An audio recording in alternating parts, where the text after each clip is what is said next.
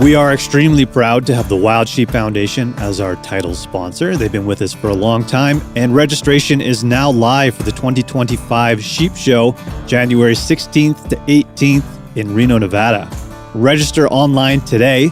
Friday and Saturday night banquets will be sellouts. If you plan on attending these banquets, I strongly encourage you to register now. Go to wildsheepfoundation.org and don't forget to sign up or renew your less than one club membership. You know all about that event. You can win once-in-a-lifetime hunt.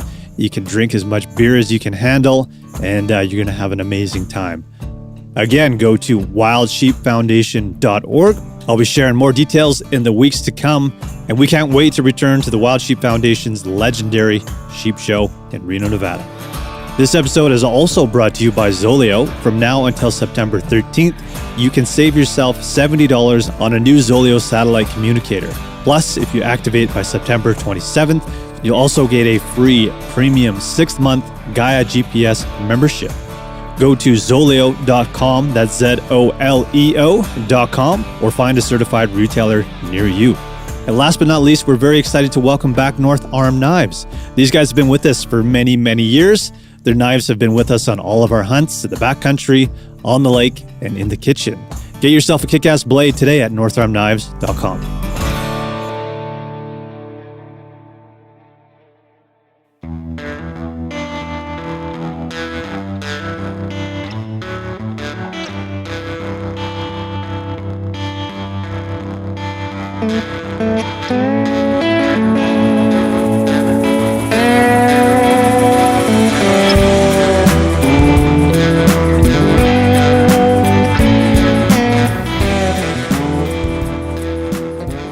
Hey guys, just going to skip the intro and get right into things. This is going to be a shorter episode today, but I wanted to give you an update on some things.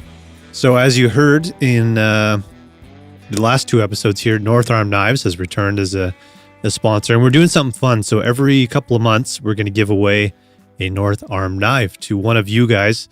And there's a little bit of work involved. I don't know if you guys remember all the way back to episode 100.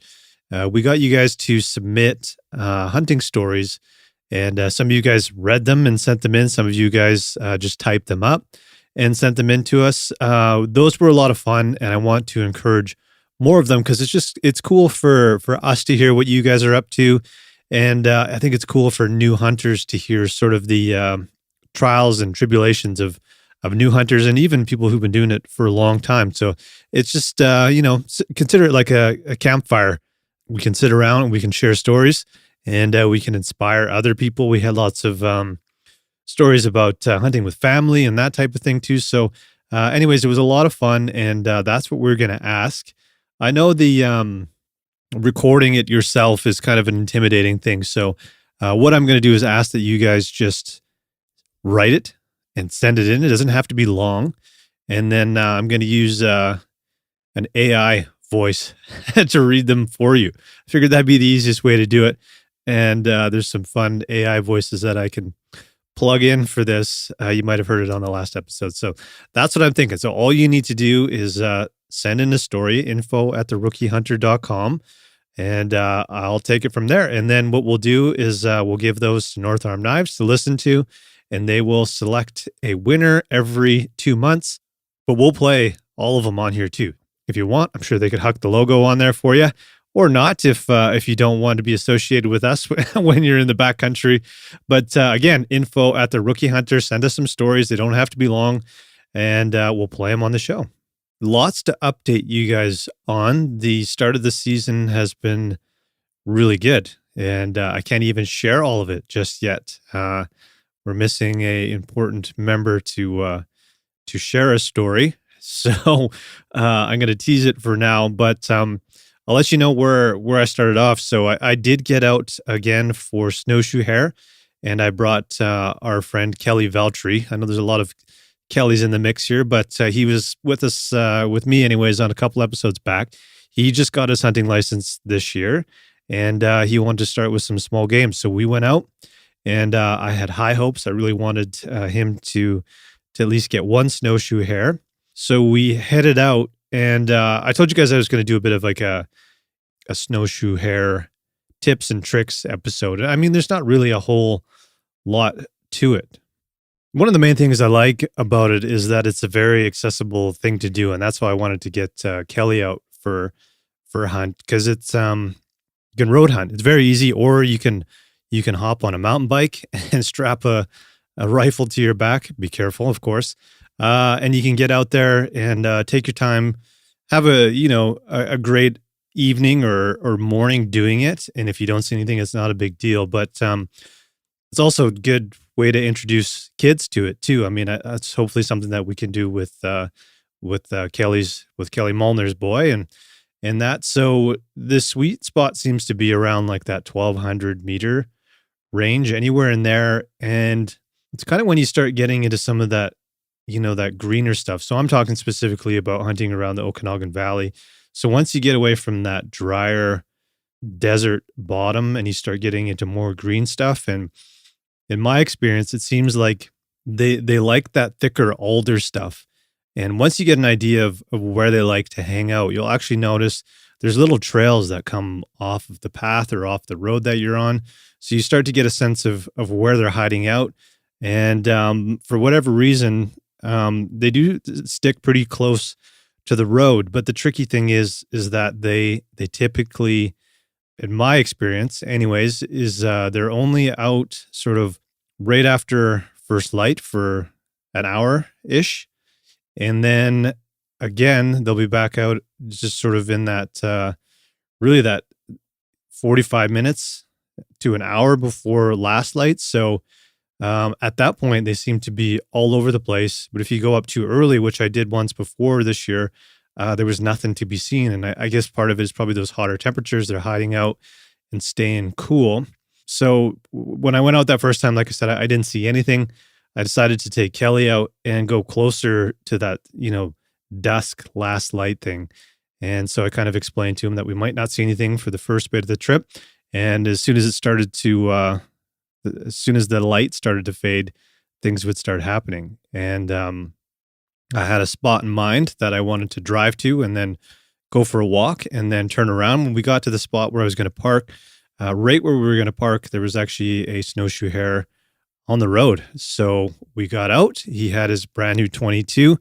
He has a scope on it, so he had already sighted it in, and he went for it and he got it. It was pretty cool to watch. Everything went well. I showed him how to field dress it, and for anybody who's never done it, it's a super easy thing to do. So what I like to do, and it's kind of hard to just explain it through audio, but if you hold the hare sort of just below like the jawline, I guess, below their head, and you make an incision on the back, kind of between the shoulder blades almost, and then you can get your finger in there and you can pull the hide off with very little effort. It's actually pretty impressive.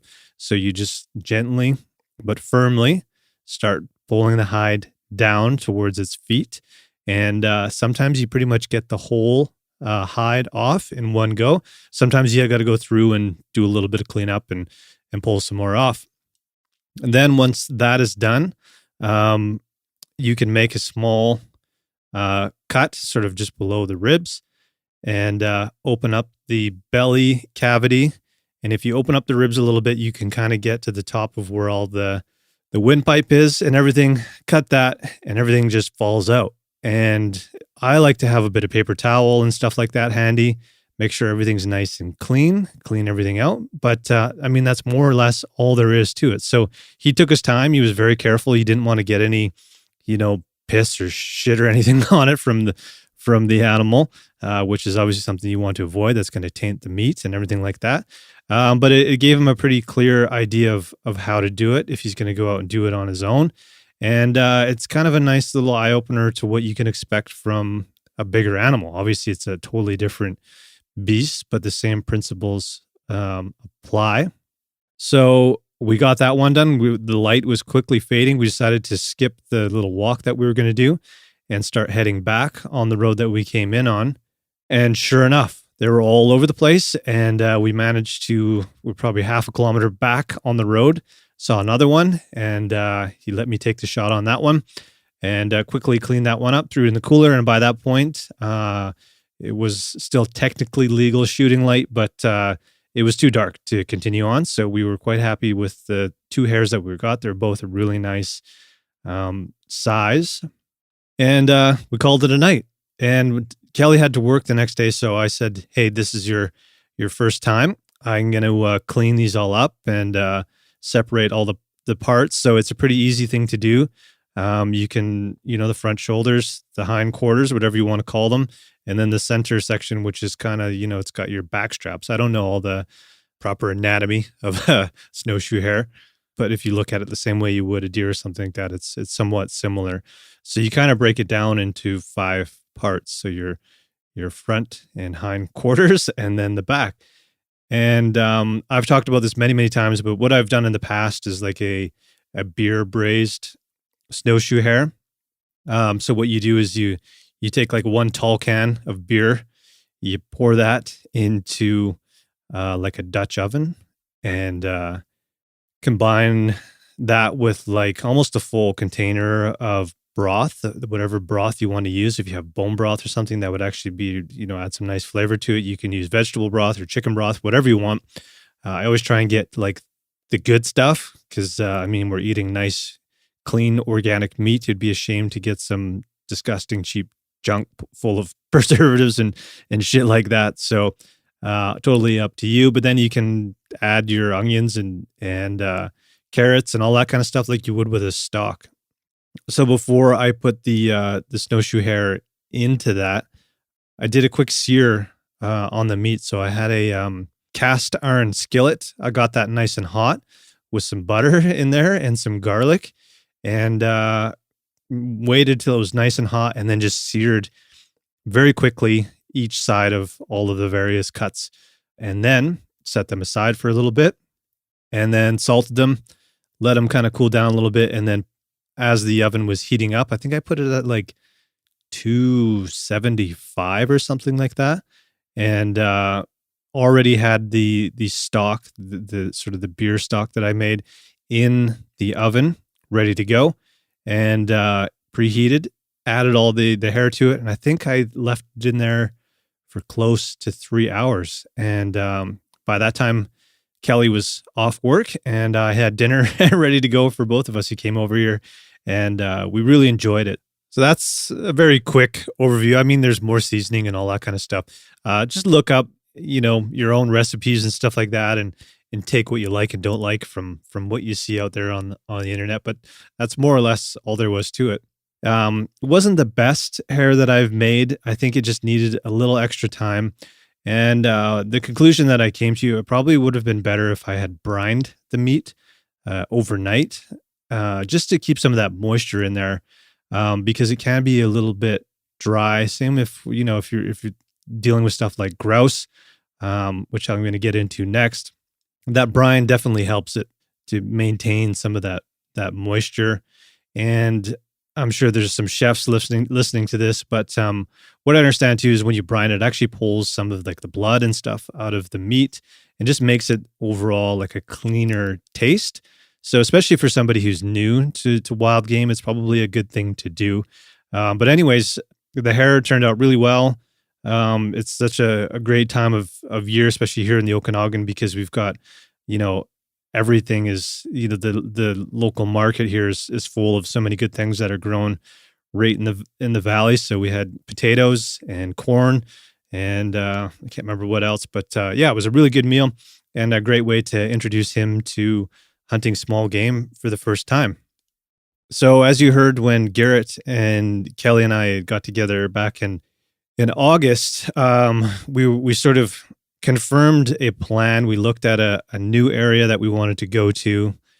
We Google Earthed the shit out of it. We were feeling really good about it. However, we hadn't scouted it, and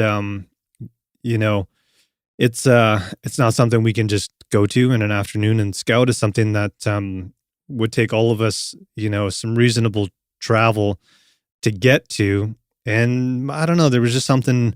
I had a gut feeling that I just needed to go and look. If we were going to spend over a week hunting an area that we had never been to before, it seemed like going there and scouting it was the right thing to do because we've kind of burned ourselves in previous situations where we pick a new area, we go there, we're not entirely sure where the trailhead is, if it's accessible, what the road's like to get there, and so on and so on. Where the water is, that's always the big one. So this was outside of the Okanagan. I'm not going to give away too much here. So we figured, water is not going to be a problem. It's not like here. I definitely have like a water paranoia for any extended trips, because just living in the Okanagan, I know that all the creeks dry up here and it's very limited for water. And obviously without water, you're in a bit of trouble. So I decided that I would take one for the team. I packed up all my gear and my tent and headed out into grizzly bear country, just me and my dog Earl, and set up for the night. And then the first thing in the morning, I went out and scouted the area and had a pretty good grasp of where I was going. I had some good back road maps, and I was actually using that Gaia mapping that is bundled with anybody who got a Zoleo.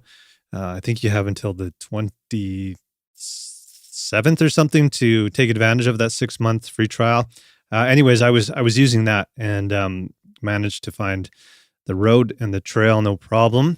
On the way up, I came across a beautiful blue grouse, and I had my 22 with me.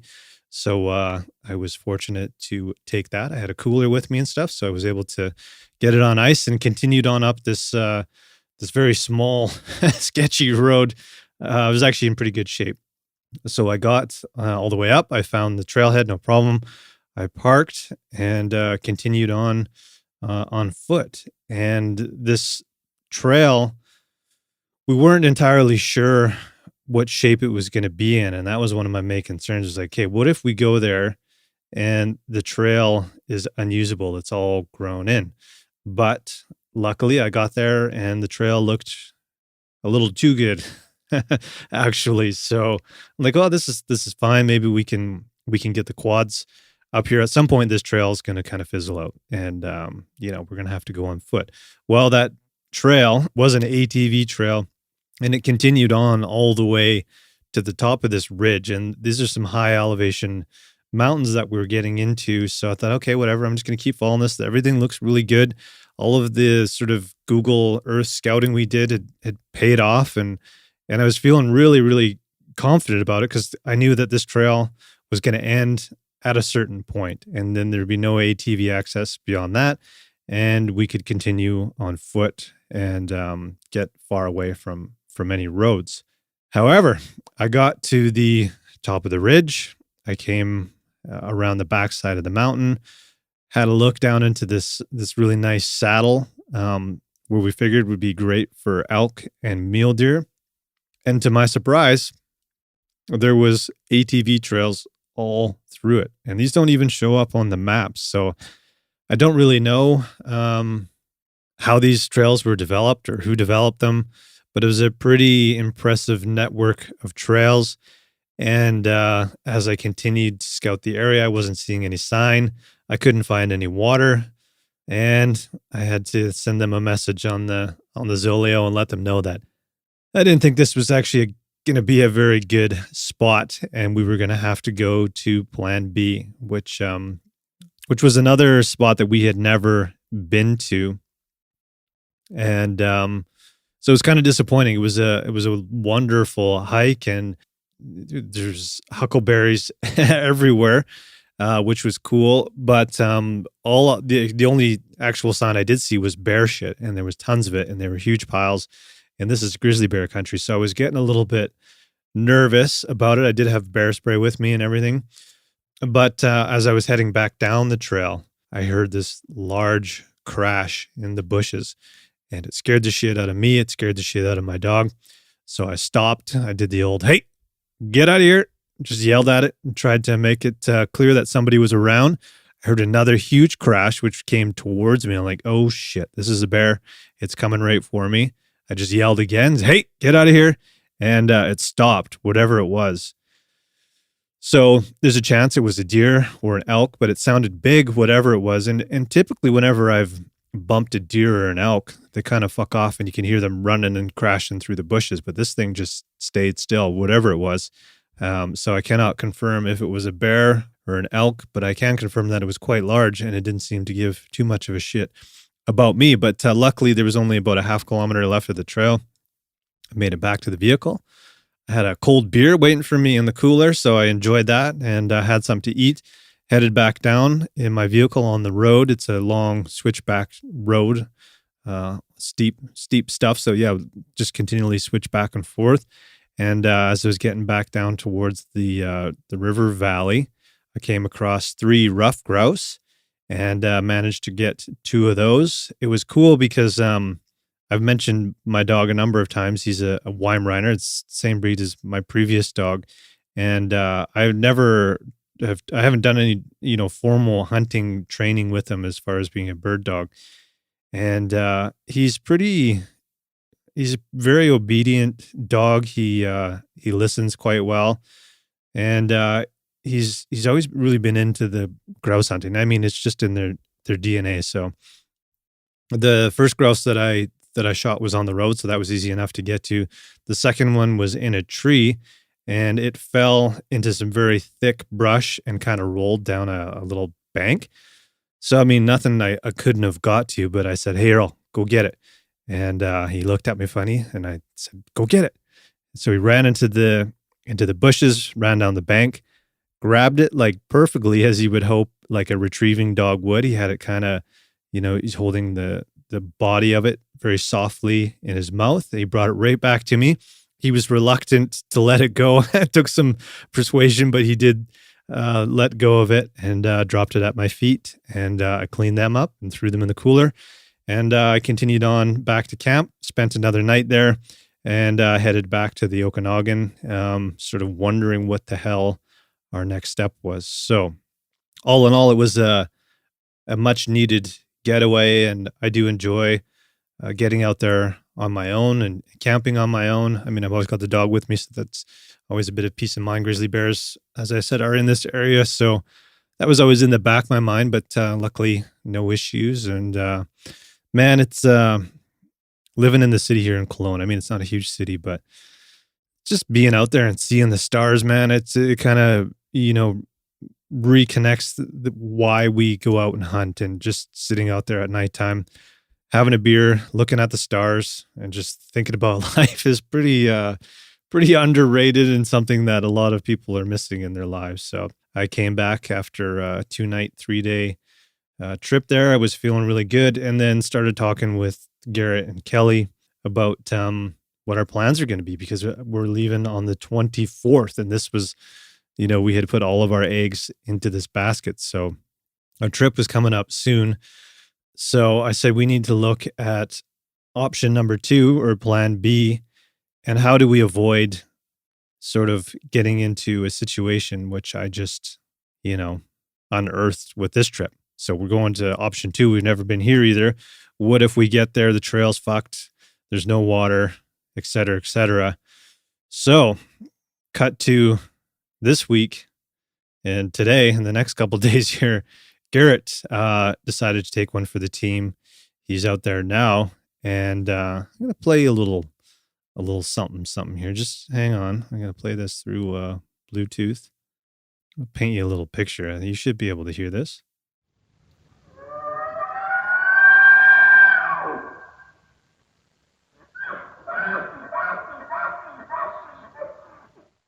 So that always gets the heart pumping, gets the adrenaline going, and that's all I'm gonna say about that.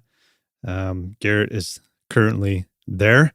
He's gonna come on the podcast hopefully before we leave on the 23rd. Well, we're gonna make him come on the show and talk about what happened. So based on that little soundbite, I think option 2 is looking pretty damn good.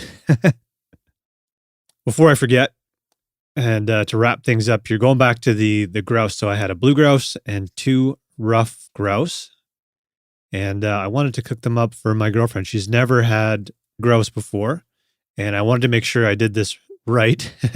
And so taking from what I learned or relearned from the snowshoe hare, I decided to take the breast from the grouse, and I made a brine. It was a very basic brine, just salt, kosher salt, and water, and garlic, and I'm trying to remember what else I put in there. Just a little bit of cracked pepper, or no, it was just full peppercorn. So I left that for 8 hours in the fridge, just to make sure the grouse was nice and moist and tender.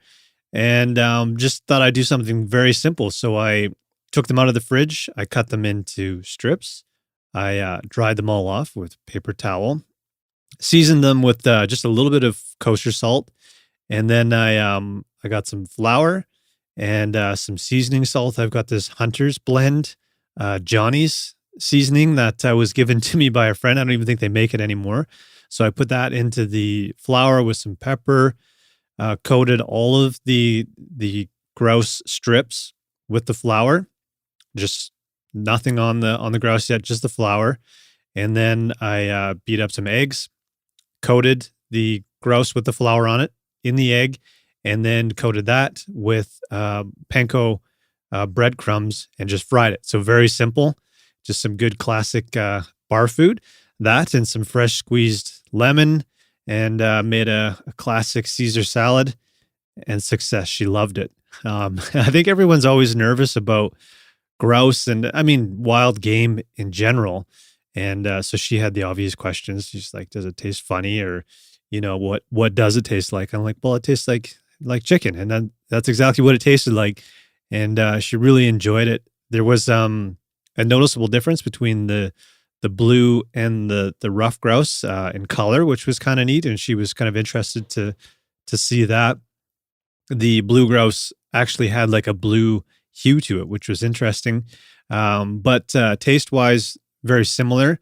I'd say the blue grouse was a little tougher, not like tough, like you had to chew on it. It just was noticeably a little more chewy, but still very, very good.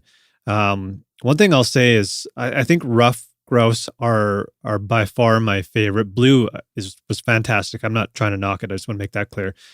Spruce grouse is one that I wouldn't necessarily give to somebody who's never had wild game or grouse meat before, because they definitely have a taste. And the reason for that, the name makes sense. They actually have a diet of like pine and spruce needles, which actually flavor the meat in a way that tastes like spruce. And I've had some that are extremely sprucey, and I don't mind a little bit of it. But on one of our trips, we had gotten quite a few of them. And honestly, you can only handle so much of it. Not my favorite, still good, but not one that I would use to introduce somebody to grouse meat. So just my 2 cents. Again, still like it, but not my favorite out of the three. But yeah, I'll post a photo of those. They look good. I wish I still had some more. It's a little bit of motivation to go out and get a few more grouse as I'm going out and checking out new areas and so on and so forth, and bringing out new people. So yeah, it's been a great start to the season. I hope you guys are off to an amazing start to the season. It goes by quick, so make sure you make the most of it and get out there. If you're new, find some buddies that are willing to share their knowledge and their time, and hopefully a few spots with you. And yeah, I mean, I want to hear from you guys. I want to hear what's going on. And if you share a story, you might just win a nice blade from North Arm Knives. So keep in touch with us. Like I said, we got a good story coming your way, and we're getting ever closer to our backpack trip, our big trip of the year here coming up in just over a week. So I'm going to leave you with that. And as always, support our sponsors. Zoleo, today is your last day to take advantage of that wicked promo they got going on. And of course, Sheep Show is coming up. If you're thinking about going, I would suggest getting on top of everything now. All of the links are in the show notes. And again, happy to welcome back North Arm Knives, we got some fresh blades coming for ourselves too, and hopefully it looks like they're going to be here before we depart on our next trip. So anyways, guys, good luck out there, and we'll talk to you soon. Cheers.